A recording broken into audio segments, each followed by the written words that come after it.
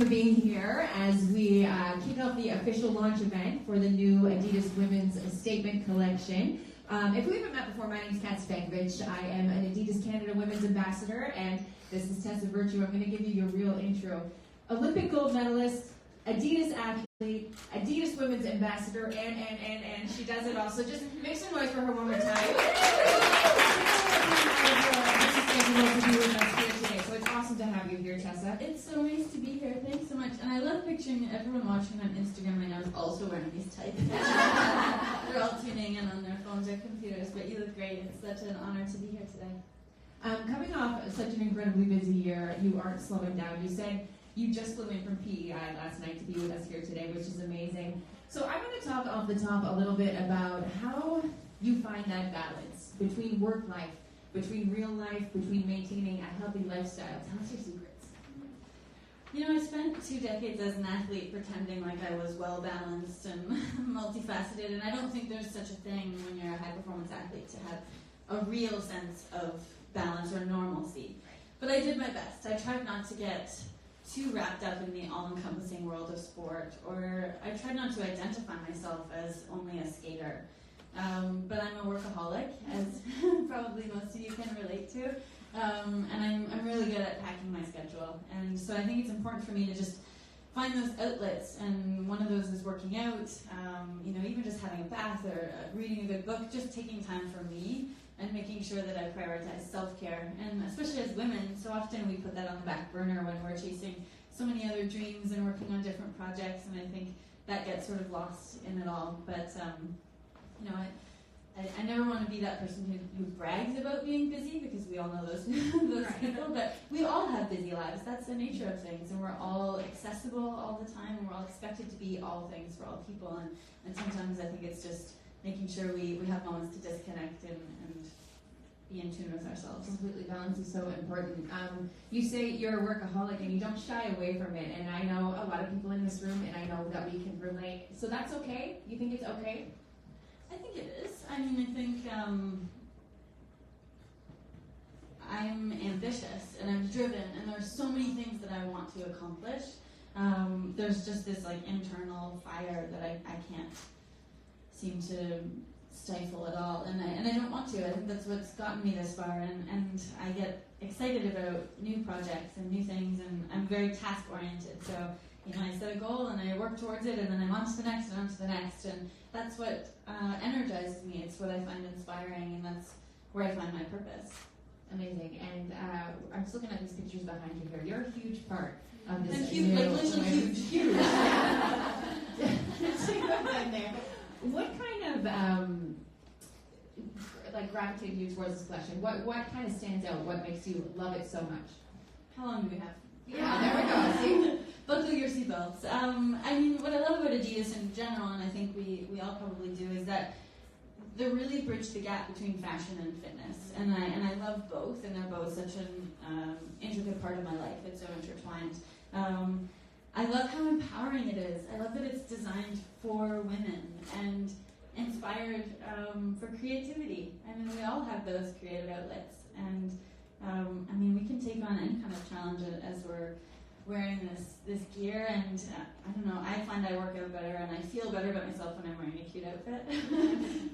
Right? No, absolutely. And I mean, it's not just the workout that you're in it, it's getting to the workout. I don't know, I know a lot of people in here, I just have this on all day. Right. Well, that's the great thing about this athleisure now category, right? We're going for coffee night, we're meeting our friends. I mean, this is sort of, I'm either black tie or workout. There's no real in between.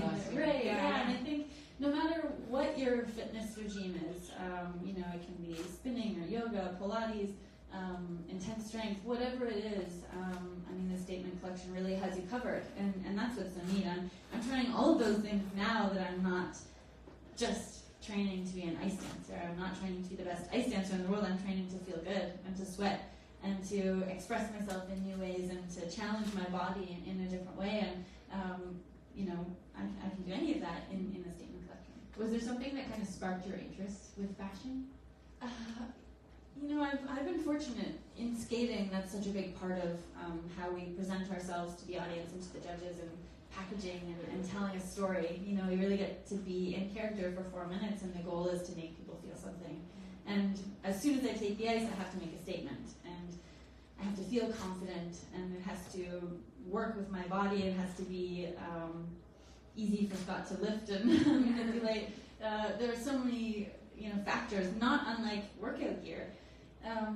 But I love that you can express yourself in different ways. I love that depending on your mood, you can accessorize an outfit in a certain way, and I think it can either be your armor to shield you from the world, or it can either be the way that you expose yourself and share your vulnerabilities, which often is where we find our strength. And I mean, a big part of your life is also creating. Adidas is a creator's brand. How has creativity played a part in your professional career? I mean, it's a huge part of it. It's what I love about skating, is that balance between art and athleticism. And I feel so fortunate as an athlete that I get to sort of marry the two together. And one of my favorite parts of the whole process is the choreography and playing with ways to physically tell a story, physically and emotionally portray a character, and I love that. But now as I move kind of outside the confines of those arena boards, I'm trying to be creative in new ways, in different business ventures, and sometimes still on the ice, but even off the ice. And I think just this whole day I'm feeling so inspired to create, and we're gonna have some fun later. I can't wait. People don't know yet, right? What's in store? Okay. I'll keep it quiet a little bit, but no, it's I think that this whole collection is inspired to create, and sort of also based on the Stella McCartney line, which I'm obsessed with. So well, let's use patterns. I mean, that's something there, right? Right. Like pattern print. I'm not a pattern person. Erica can attest to this. I'm not a pattern person, but I love these vibrant hues and the way that they've incorporated them into the garments. I think they're just perfect. How did you begin your partnership with Adidas? I'm curious. I don't think I know that part. I don't think anybody in here maybe knows it. It actually started after the Sochi Olympics. So Scott and I had decided to stop competing. Okay. So Adidas came in at a time when I wasn't maybe even all that relevant. I don't know. I wasn't competing. I wasn't an amateur athlete per se. And we came together to really talk about the importance of women's fitness, and whatever your skill set, whatever your capacity, however you were challenging yourself physically, we wanted to inspire people and empower women to get out there and to be active. And that's really kind of, I remember sitting at that boardroom table and just chatting about all these ideas. And then Adidas supported me through the decision to come back to competition and to be an amateur athlete. And that was sort of an organic evolution, but something that I really appreciated, because my mindset totally shifted, and the goal was just singular focus, like everything was about the Olympics. So I feel like we've been through a lot together in this partnership, and now looking forward, again, as I'm not competing this season, I think there's lots of room for growth and a lot of exciting opportunities ahead together. You mentioned empowering women in that statement. Looking kind of to the people that look up to you, are there some words that you've taken with you over the years, maybe from mentors or people you looked up to, that you would like to pass on to the next generation, or people that are looking to kind of follow in your footsteps? Well, it's an interesting thing for me to reconcile, and it feels a little bit egotistical to preach or to pretend like I have any of the answers. I think maybe if there's one thing I've learned, is that there are no secret recipes to success. It just takes a lot of extremely hard work. But I was raised by a really, really strong, independent mother who had an amazingly fierce mother of her own, and a great sister. I had all these strong females around me, and I truly felt this sense of limitlessness, like I could do anything or be anything. And I still feel that. It's this like burning fire inside me. And I just realized not that long ago that not everyone has that same sensation inside them. And that kind of breaks my heart. So if there's one thing that I would like to impart to other people, is just like there really are no boundaries, especially nowadays. I mean, there are so many opportunities that we can all take advantage of. And I think, especially if we come together as women and uplift and support one another, there's just no stopping us. Let's change the focus kind of of the conversation to using these amazing outfits that we have. I know your sport is so demanding physically and mentally. Do you have any go-to workouts? And maybe does your routine change between being at home versus being on the road? Yes, now I sort of have to work within the confines of a hotel room or an arena locker room, and I have to get a little bit creative. Or even on a tour bus. I'm kind of figuring out how to do Pilates on a tour bus, and it's good core stability as it's moving on the road. Yeah, I mentioned, not everything in my life for such a long time was about winning the Olympics. Even, having a piece of gum was like, is this going to help me win the Olympics? Is this exercise helping me on the ice in a specific way? And now I just like to sweat and feel good and challenge my body. And we've been touring across Canada, and I've been trying to stop in all these different cities and do new classes. So try boxing. Kirsty introduced me to a little bit of some boxing moves, and I'll do a yoga class or just things that sort of feed my soul and kind of nourish me in a different way. I also have this thing where I do 40 seconds on and 20 seconds off. And I'm hooked, so it starts kind of like military style, and I'll do burpees or, I'll kind of circulate between like a cardio, an arm, and a leg. But 15 minutes into it, then I just dance wildly for 40 seconds and take a break for 20. And I sweat and I feel good, and it's a good little release of expression, I suppose. It's the release, for sure, of a lot of things. Has your approach to fitness maybe changed over the years? You said your mentality, like when you were training for the Olympics and stuff, changed, but... Yeah, I think, coming back to the Pyeongchang Games, Scott and I were older athletes, and we had to really focus on recovery and rest and listening to our bodies. We're taught always to just push through the pain, and, no matter what, you just forge ahead and you pick up the pieces later. But I learned to sort of be in tune with my body and vocalize how I was feeling and not feel ashamed to say, this is my limit today, and that's okay. And that's really liberating, I think, in a lot of ways, just feeling that connected to myself. And I think, just little things like hydrating and elevating my legs and resting, things like that. My philosophy has changed. I don't feel like a lazy athlete when I have those rest days. Do you have any fitness goals for 2019, looking ahead? I do. So I'm like a 4-minute athlete. It's a 4-minute sprint. Our longest program is that. So I have like fast twitch muscles. And I would like to sort of shift into something more endurance related, which is so daunting to me because I don't think I have that like mental skill set to get through anything longer. Right. Yeah. So I don't know in what capacity that will be. I have a chronic injury in my shins and calves, so I'm not sure if it will be running, but maybe something with cycling, or I don't know. I have to kind of test the boundaries in that way. But I think just setting a goal physically is obviously important to me.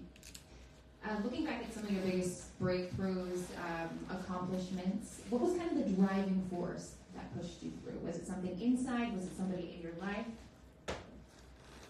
Well, so I skated with Scott for 21 years now, and we balance each other out very well. Yes. I think he has this fierce competitive spirit, and he's a training animal.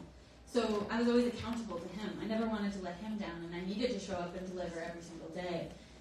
And I think there's something really powerful about that in having a partner. But it wasn't always about winning the Olympics. When we were skating at 10 years old, 12, 13, 17 even, it was just about being the best we could possibly be, or the best in juvenile and novice and junior, and sort of working our way up the ranks. It was never about standing on top of the podium at the Olympics. In fact, I'm not sure I really even realized that was a possibility until 1 month before the Vancouver Games.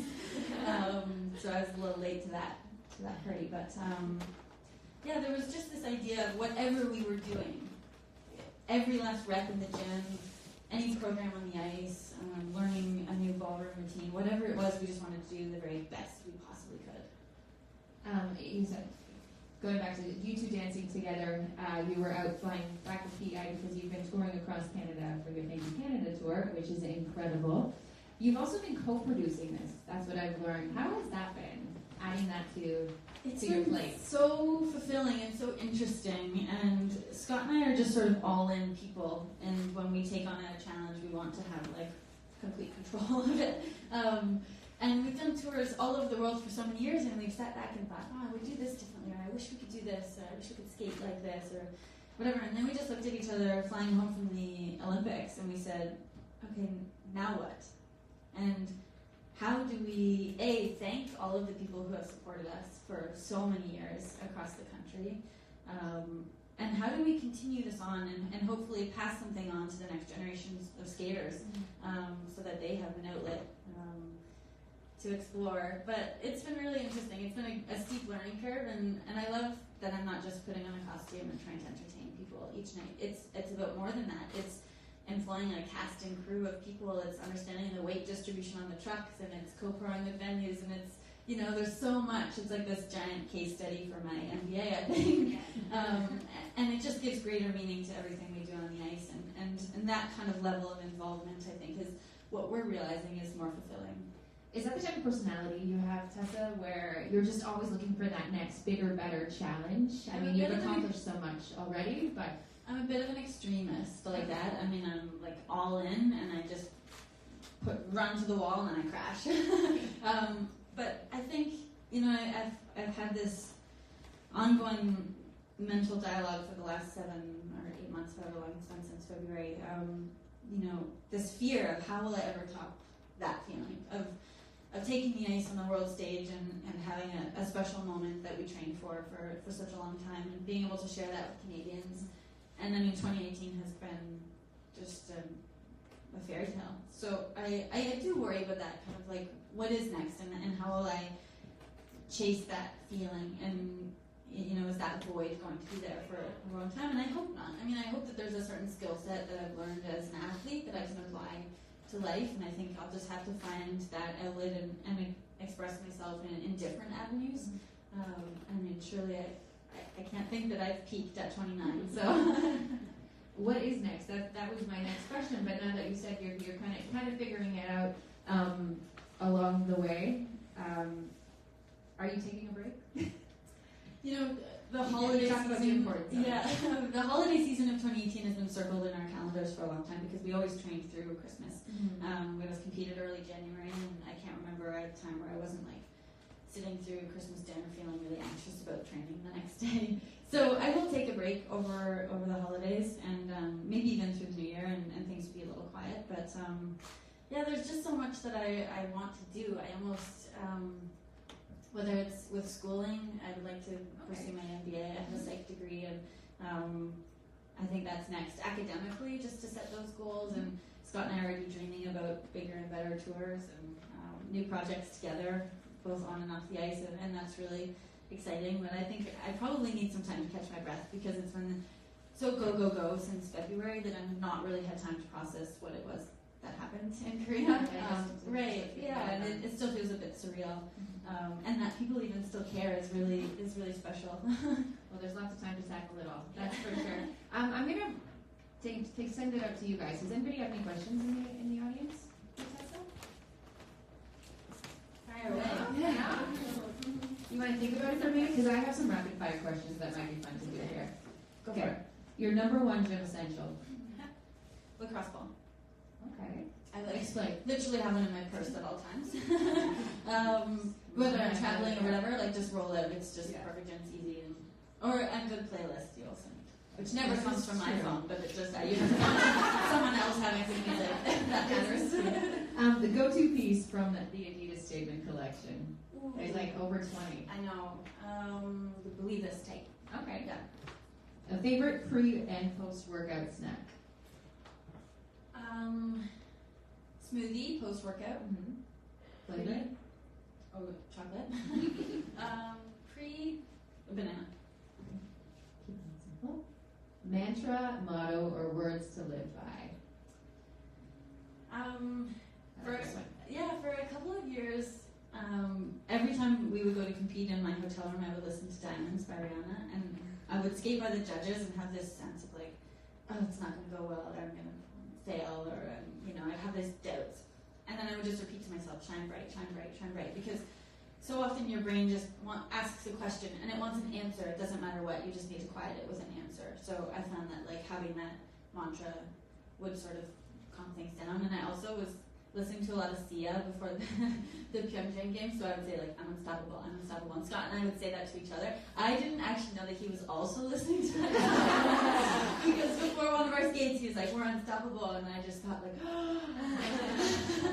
yes, for every moment. Do you find that, like, you obviously believe that a healthy mental mindset really contributes to your performance and beyond that? I think, you get to a certain level and that's the difference maker. I mean, everyone has a certain skill set, but that can be the thing that puts you over the edge. And we worked really closely with a mental prep coach in the last couple of years, and before that, a lot of sports psychologists and even marriage counselors for our partnership. But that mental preparation, I think, is half the battle. I'm sure you guys feel the same when you're heading into the gym. I mean, that's it, right? You have to get yourself there and then push yourself to the limits once you're there. And I mean, a lot of that is the mental component. Yes. Morning workout or evening training. You were telling me about your crazy hours. Yeah, now it's shifting. Now we're just all over the map. I have no idea. I don't know. You could tell me I was in Omaha and it was March right now, and I would probably believe you. Well, I'm not a morning person, but I liked getting our skating training started early in the morning. Otherwise, I would feel really anxious about it all day long. And I would say afternoon workout. Evening dance party. Evening dance party. 4 a.m. dinner. Yeah, exactly. City or nature? What's your go-to? What's your favorite? Maybe both drive you in a different way. Yeah, we said the word balance 1,000 times. But my city, I think I'm inspired by the city. Okay. Finish this sentence. After a workout, I feel... unstoppable. Yeah. Oh, you guys, isn't that the best feeling? When you're walking out the door and you're so proud of yourself for getting... Hard to get there sometimes. It is, and you think about that. It's almost that delayed gratification. Sometimes I lie in bed and I want to press snooze, and it's just thinking no, how do I want to feel when I walk out the door of the gym today or the arena? And it's putting yourself in that position. And you're always so proud. Those are the better days, right? You don't want to go, they're actually the better days. Yeah. They keep you going there. I use creativity too. To express myself and challenge myself. Any questions yet? That's okay. We want to talk to you guys. Well, Tessa wants to talk to you guys. Yeah. This is your opportunity. Callie. I was just wondering about how travel affects you physically and how you combat sort of that side of the sporting life. Yeah, it's interesting because we're trained to be so in tune with our bodies, and I was waking up every day as an amateur athlete and taking stock, head to toe. Where's my intention? How am I feeling? How am I moving? And with travel, it's almost better to just sort of free your mind and trust your body, trust your training. It's never easy. It's never easy. There's no kind of routine. Staying hydrated, getting the right fuel, even finding the right equipment or space to work out. It's just, I think, learning to adapt and just sort of go with the flow. Almost give yourself a break. I think I started, even this tour, and I implemented all of these rules on myself, and partway through I just thought okay, I'm throwing these out the window because I just have to be okay with where I am in this moment right now, physically, and listen to that and give it what it needs as best I possibly can. But part of that is just the screw it mentality. Anybody else? I have a question.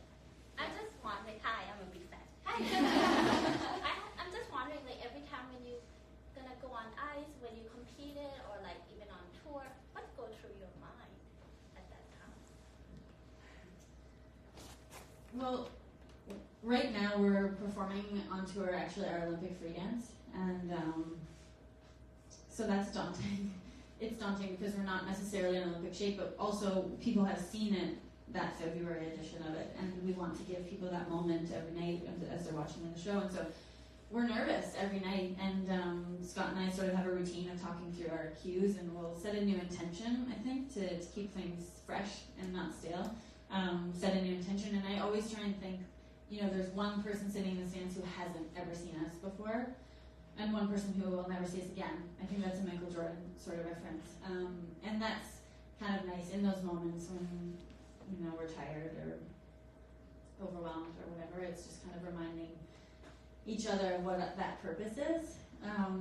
And sometimes, that's when I'm most grateful to have a partner, because we can look at each other and find reassurance in one another's eyes, or, the squeeze of a hand is just comforting and motivating in a different way.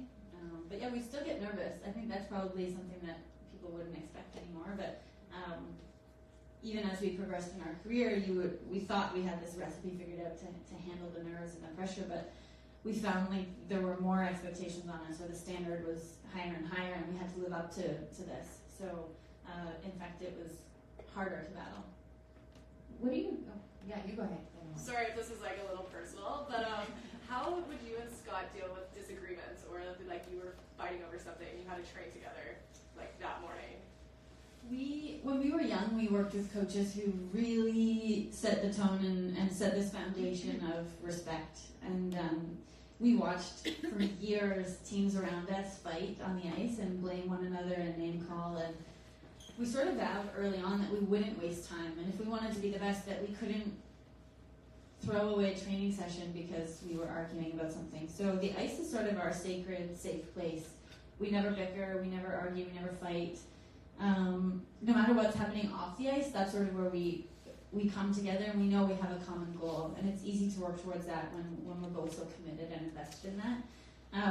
Any of our arguments, even off the ice, I mean, we don't fight. We're such different people, so I think we've had to learn how one another processes things, and even talking about nerves, like we both handle it so differently, and we both come at a challenge with very different solutions.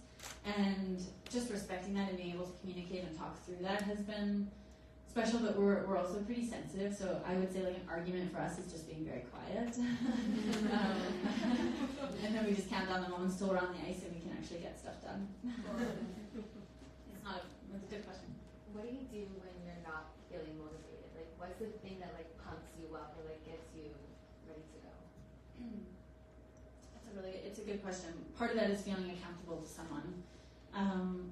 And sometimes even yourself, right? Like I write down a lot of things, I write down goals, I write down things, and having those reminders around and knowing that it's the tough days that actually contribute to your success. Like we used to be so grateful if one of us was sick or even injured, or the ice, if the Zamboni broke and the ice was really bad and we had to get through our run through, we were so excited because we knew that was just extra ammunition. It was extra stuff that our competitors weren't doing. Like any extra challenge that was like maybe beyond the Call of Duty, we embraced because we knew that was going to be a difference maker. So it's sort of just reframing it. I don't feel motivated today. Oh, good. This is even more important. I better get to the rink, or I better get to the gym. And again, it's kind of that delayed gratification. Like I always think about how I want to feel at the end of the day, how I want to feel when I go to bed at night, and I want to be proud of myself, and I want to feel like I accomplished something. And not every day is that, but it's also refreshing to know that we all feel that. I mean, it's not crazy and it's not abnormal, and we're not alone in those feelings. Like everyone feels that. And I think that's important to talk about. There's strength in that vulnerability, and we can empower and uplift one another when we communicate, and we can have those like group chats, where you help motivate one another. Anybody else? Oh, we do have. So you're talking a little bit about like presentation and how your wardrobe affects your sport obviously so much. What about when it comes to hair and makeup? Do you have any like tips for long-lasting hair and makeup, or how do you like malfunctions or? So you should ask the two women sitting behind you. For competitions and shows, I always do my own hair and makeup, and I like doing makeup. I'm brutal with my hair, but I found like it was almost meditative to sit and do my makeup, and I was always like sitting on the floor straddling a mirror, or like sitting in the sink, just playing good music on and trying to sort of find that calm and peace. And I always thought less was more. I mean, we're in a sport that can get so dramatic and theatrical and over the top, and we always wanted our skating to speak for itself. So whether that's costuming or hair and makeup, I just wanted it to be pretty subdued, partly because I'm not that talented when it comes to that stuff. But and I'm always sweating, so that's another challenging thing. I don't know that I really have tips, but I can't skate with my hair down. That's for sure. Yeah, go ahead. Did you ever have a point where you were like, I've made a huge mistake, I'm doing the wrong thing, and then how did you change your mindset? How did you just trust the process? Like, you might not have. No, I feel that all the time. I certainly feel that all the time. And even in our comeback process, I mean, I don't think we doubted the decision to compete, but everyone did around us. And that makes you challenge, like, yourself or question things. And no one was excited about us competing again. Even our federation and competitors and people around us, I think even friends and family thought we were making a big mistake, and then and with this tour, I mean, yes, I think anytime you're taking on something worthwhile, there is going to be that inherent sense of fear, and not to sound like a Pinterest quote, but I do think that there is something to that, and that, like, being right on the edge of that is actually what makes it thrilling, and that's where that adrenaline comes in, a surge of energy. That's when it's special. So, I don't know, we talked a lot in the last couple of years about coming back to our why. So we would be really critical and hard on ourselves, and we would just look at each other and think, okay, but why are we doing this? Like, what is our purpose? And even if that was in the context of, like, what is my character saying in our free dance, or why are we doing this on a bigger scale, there was always comfort in that, or some sense of security in realizing, okay, the power of, like, that intention.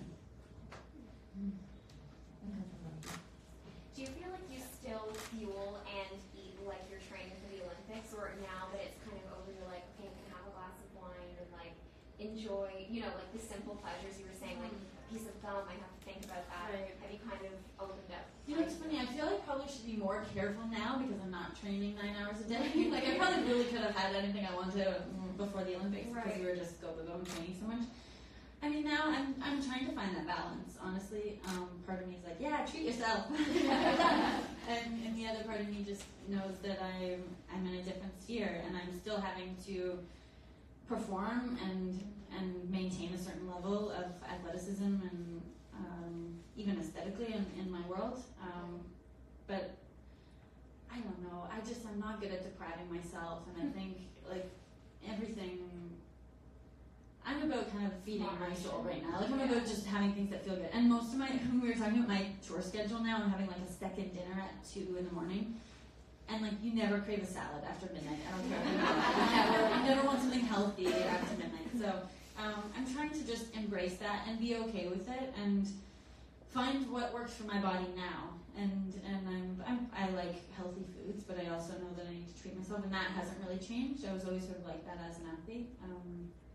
And I'm sure that will ebb and flow as my tour schedule changes and things like that. But I think it's just a balance. Right? Yeah, I don't want to say that word anymore. I feel like we're going to start a drinking game and it's going to be all of that. Okay, so I have 2 questions, but also understand for the sake of time, I may just do one. No, we can keep going. I'm excited. This is fun. So one is, you and Scott both sound so grounded in that mental aspect, that mental space of bringing yourself back to your roots and the why. What is that key switching point for you when you are in that little bit of a, I don't want to say negative per se, but it's more of a flustered headspace. How do you find that switch in that moment and say, I need to turn this off, I need to flip it in the other direction?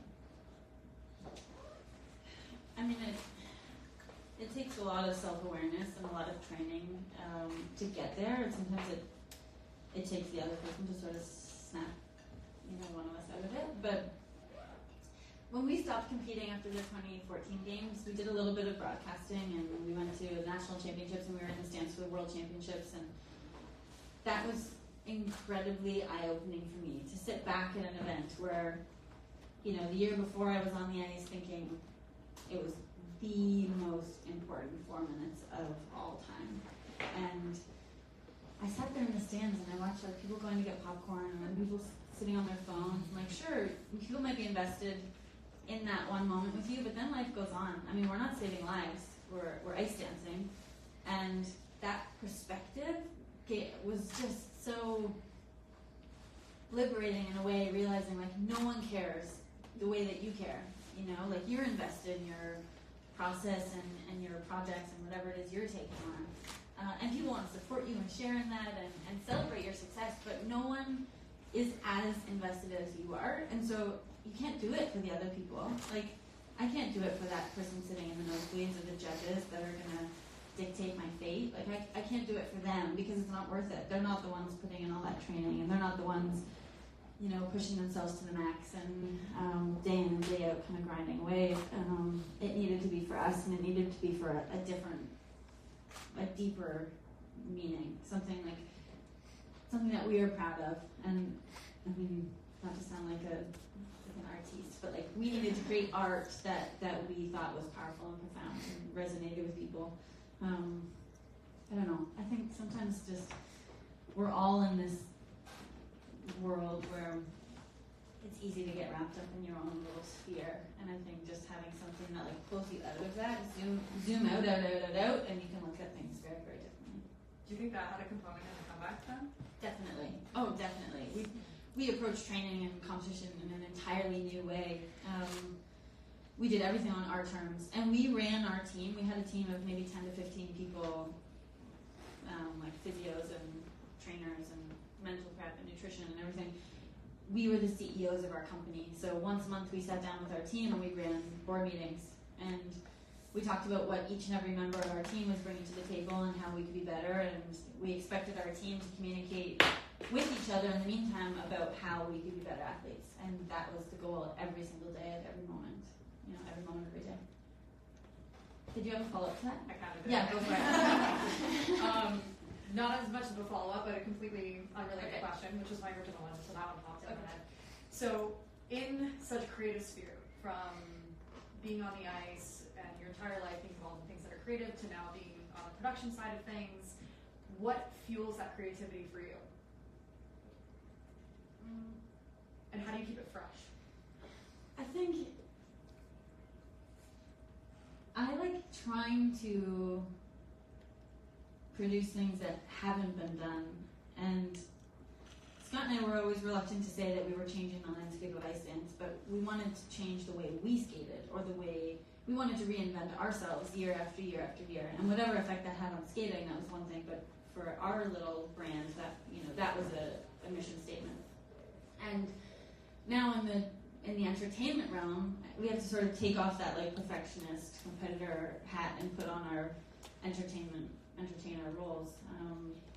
And that's been really different. And I think skating can be presented in a different way. I think there's a place for it in the market to be unique and more engaging, more interactive, more art focused, whatever it may be. I just think there's room for that, and I like that, and I just want to figure out kind of how we can evolve and grow and try to express ourselves differently, and little things like transitions in and out of programs, or having a stage fly down from the ceiling, or whatever it is.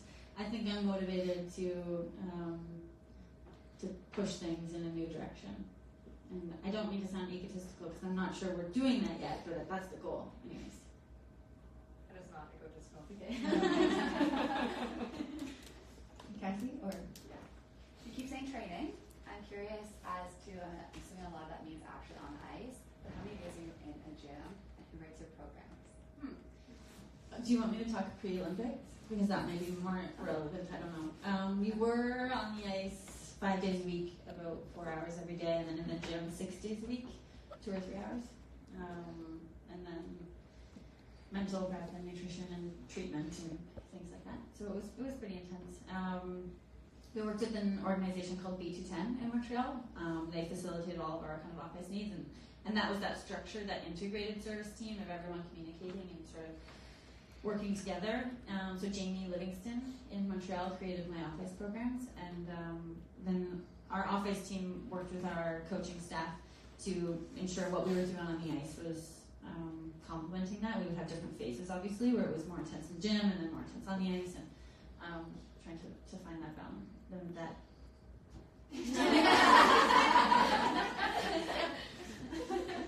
think set up like that. Yeah. And then now that you're on tour, are you still in the gym that much, or more now that you're not training for Olympics? Not really. I mean, the show is about 2 hours, and it's quite intense. So I'm certainly getting my cardio and stuff there. I think it's more about like warm-ups and cool-downs and mobility, and making sure that like just with injury prevention that we're managing that. Scott has taken upon himself to make a gym in every little stop, so we're traveling with the gym, which is kind of fun, and we have everything we need there. So sometimes we'll do things together. Or Elvis Joyko is like teaching kung fu classes for a while, which is fun. So we're trying. I think it's time for me to sort of build my own team again now that that infrastructure and safety net is not there. For me, it's sort of like February 20th, like everyone's like, peace, good luck. So I have to sort of like develop that again, and I'm working with my naturopath and I'm talking to my sports psych again and just kind of getting back into that. But as an extremist, you know, I was like all in, and I needed to mentally step away from all that for a couple of months and feel like I was, you know, on the other end of the spectrum for a while where I wasn't, you know, so consumed by it. And I think I'm at a point now where I just want to move and feel good and help myself. Yeah, it's funny. Sometimes we self-sabotage, and I think like I'm coming back around now where I just want to help myself feel good. One more? Two more. Two more. Great. So we talked about this beforehand, but we know that girls drop out of sport over twice the amount that boys do at the age of 13 and 14. And I'm wondering if you have any ideas about how we can change that and how we can empower girls to just continue to stay in sports so that they can kind of reap the same benefits that Yeah, no, those stats just break my heart. It's awful, and they're, you know, for whatever reason, body image, accessibility, resources, even just having female role models in sport, and you guys are doing a great job of covering that, right? And so I think that will change the landscape, and they'll have certain people to look up to. It's just so hard. I mean, I think just the idea of building that self-esteem and self-awareness, self-worth early on, so that girls feel empowered to stick with it. And I think, you know, oddly, in those moments when we're finding girls are dropping out of sport, I think sport also could offer them the lessons they need, and could be just the vehicle to offer, you know, the skill set and the confidence and the goal setting. And there's so many things wrapped up in it that I wish, you know, if they could stick with it, they would really reap those benefits. And so maybe it's just getting that knowledge out there too, to parents and school systems and things like that, just being educated enough so that we're there to support them and help them through that. But it's not easy. Even as older women, don't you find like we don't have like beer league yoga or like it's a different kind of social thing where we don't get to have those teams in the same way that often men do, right? And it's that camaraderie and the social outlet of it all as well. And you were asking about the fitness community here in I know, Toronto, and I really feel like that is a place where women are able to find that. I was so thrilled to hear that it's supportive, and in an industry where I think women could feel threatened or competitive or whatever. I love your answer that, you know, it is quite a great network of people who are supporting one another. That's really reassuring. Did you have one? I have several questions, but we can chat later. No, I'm kidding. But I guess she's like, I'm scared. Do you think we could chat later? No, absolutely. We're gonna have to do a reunion with this group. I guess I'm just wondering, like, in the rigidity sort of your training now, or like in your competitive moments, is there any type of movement that you're like dying to try, or like a type of workout that you're just like, excited to get back into once it's sort of like the pressure's a little bit more off with your skating? Is there anything you've just been dying to try and just don't have the time for, like movement wise? I like that. I want to try those aerial silks. Yeah. So hard. And I really want to learn how to play tennis. Sport-wise, like, or ski. Like, I want to ski, but I was never able to do that because it was so dangerous and the time of year and everything like that. So yeah, there are a lot of things like that. Even running, like I mentioned that I have a shandy calf injury, and I've never been able to run. I mean, never really wanted to be honest, but I think I would like to figure out how I can do those kind of endurance sports, and I'll have to work on my technique and things like that. But I was so reluctant to even try that.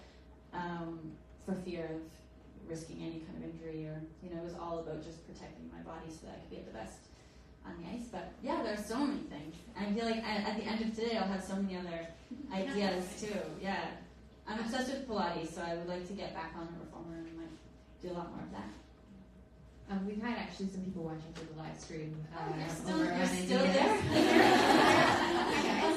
Hi, question? Yeah, so 2 questions. One is, what was the best piece of advice you've ever received? And the other is, what empowers you?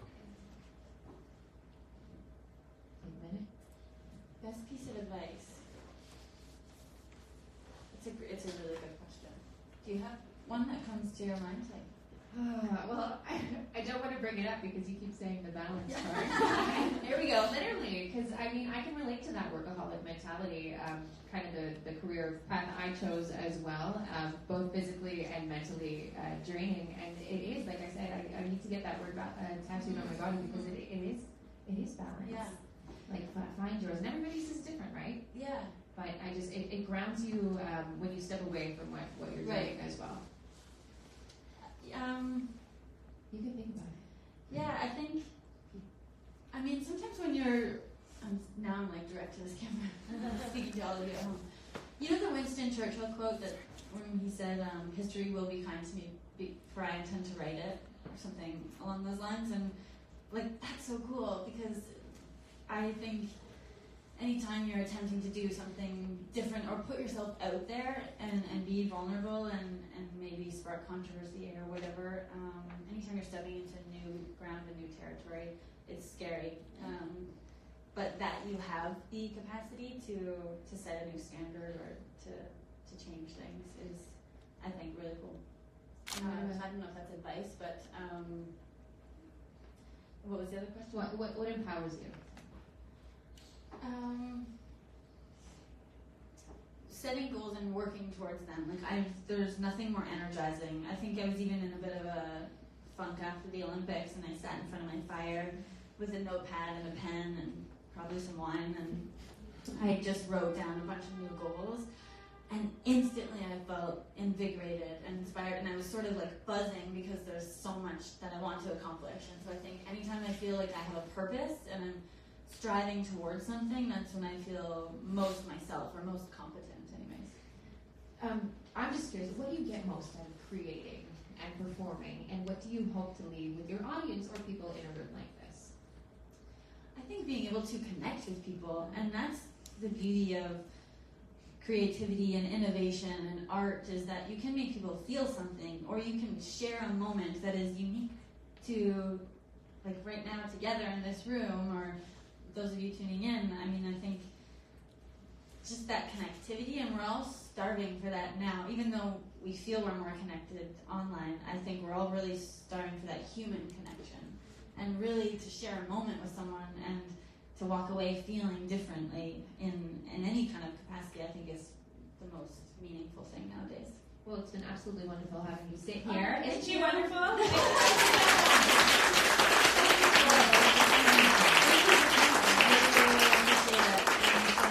So nice to connect with all of you, and can't wait to sweat together now. Yeah, that's what we're going to do next, right, Erica? We're all going to make our way to the far room. We've got some little activities there for you guys, and then we're all going to pull together, and Cassie's going to lead us through an amazing workout.